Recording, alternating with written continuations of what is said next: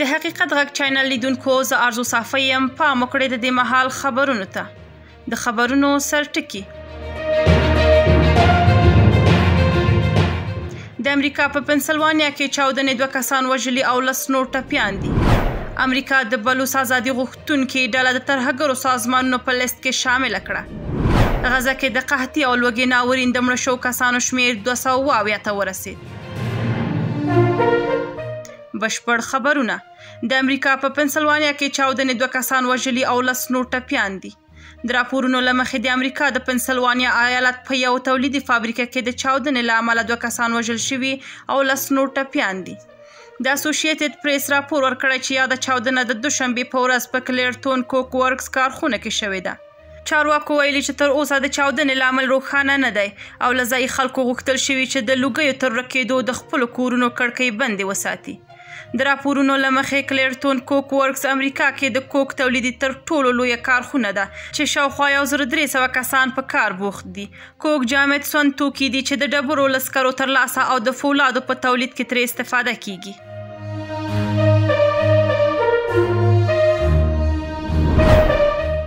غزه کې د قحطي او لوږې ناورین د مړه شوو کسانو شمېر 270 ته ورسید.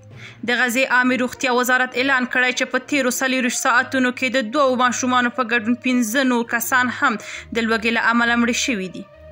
الجزیرې د غزې د عامې روغتیا وزارت په حواله راپور ورکړی چې پر غزه د اسرائیلو د بریدونو په دوام په کلابند سیمه کې د 2 ماشومانو په ګډون 15 نور کسان هم د لوږې له امله مړه شوي دي. په راپور کې راغلي چې د لوږې له امله د مړه شوو شمېر 103 ماشومان په ګډون 270 کسانو ته ورسېده. د یادونې وړ دی د اسرائیل له لوري غزې ته د مرستو د مخنیوي له امله د خوراکي توکو سخت کمښت او د بیو څو برابره لوړېدو د میلیونونو فلسطینیانو ژوند له ګواښ سره مخ کړی دی.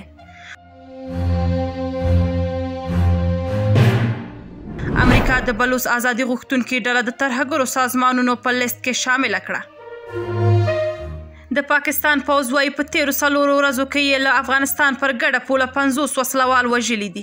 په هغه اعلامیه کې چې پوځ نن خپره کړه راغلي دغه وسلوال په هغو عملیاتو کې وژل شوي وو چې په بلوچستان کې د تیرې پنجشنبې په ورځ پیل شوي وو. دغه شمېر خپلواک سرچینو ته ادارت کړی نه دی، خو په سیمه کې څارونکي وایي د پاکستان پوځ ډېر کله د وژل شوو وسلوالو د شمېرو په خپرولو کې اغراق کوي. دا ادعا بیا د پاکستان پوځ رد کړې ده. بل پلو د امریکا د بهرنیو چارو وزارت د بلوڅو ازادي غوښتونکي ډلې د ترهګرو سازمانونو په لیست کې شامله کړې ده. دغه ډله د افغانستان، پاکستان او ایران په پولو کې تر ټولو لویه فعاله وسلواله ډله ده چې د پاکستان د حکومت پر ضد فعالیتونه کوي.